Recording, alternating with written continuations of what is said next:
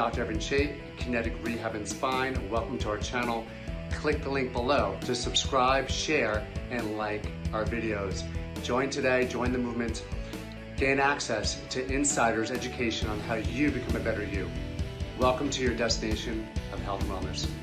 All the best. Simply Avante. Always forward.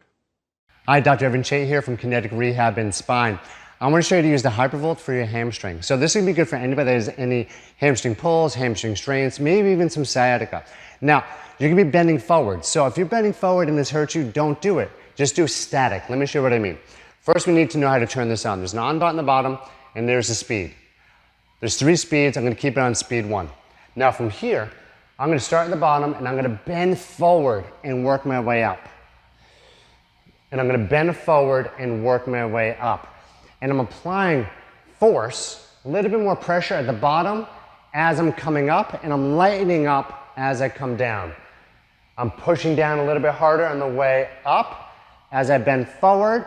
So as I'm stretching the muscle, I'm applying the percussive forces from the Hypervolt. Good.